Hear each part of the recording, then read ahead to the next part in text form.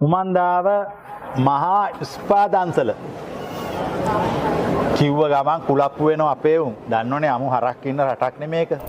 මට ඕන වුණා මේ සුපිරි දන්සලක් දෙන්න. මේ බලන්න මේ සුපිරි දන්සලක් මේක මේ ශැංග්‍රීලා මේ කොළඹ ලොකු පෝසත් මිනිස්සු කන ටෙන්ට් එකක් ගෙනල්ලා මේ දුප්පත් මිනිස්සුන්ට කන්න දෙන්න. ඒ කෑම දෙන්න කලින් අවුරුදු 70ට කලින් අය 70ට වැඩි අය. දැන් මේ තාත්තට 74යි. මං කල්පනා කළා කකුල් වලට මසාජ් කරන්න. මෙයා තමයි මේකේ සාමාන්‍යයෙන් අපි වැඩ කරනකොට ඒකට පත් කරන්නේ ක්වොලිෆිකේෂන්ස් තියෙන්න ඕන. අර එහෙම ඉන්න හරක් අල්ලලා පත් කරන්නේ නැහැ. ඒ කියන්නේ මසාජ් එකක් කියන්නේ අතන මෙඩිසින් එකක්. ඒක බෙහෙතක්. ඒකෙන් බලාපොරොත්තු වෙන්නේ මාංශ පේශි බුරුල් කරලා කැක්කුම සමනය කරලා එතනට ලේ ගමනාගමනය වැඩි කරලා ලොකු වෛද්‍යමය කාර්යයක් එතන වෙනවා.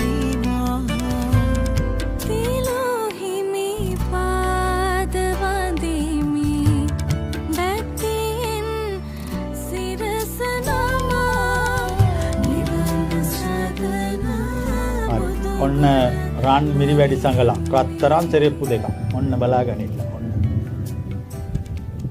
අපි අහලා තියෙන ඉතිහාසයේ කොණාගමන බුදුන්ට මෙවැනි රන් මිරි වැඩි සංගලක් පූජා කළා කියලා.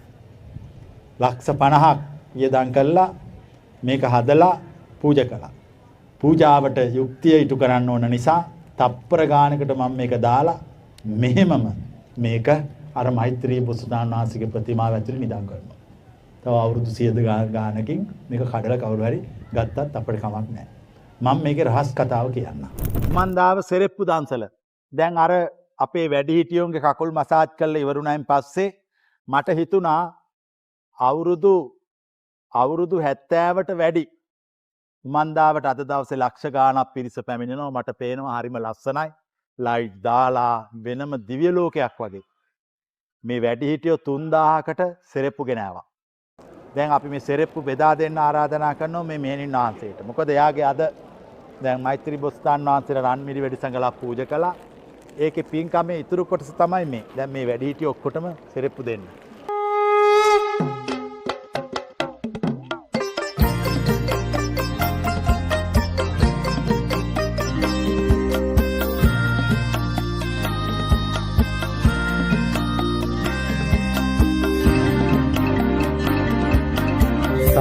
සරු බීජ වපුරන වීර මහා සංඝ පෙළහර පන සදෙවුනේ තල්වන නිවන් ద్వාරයයි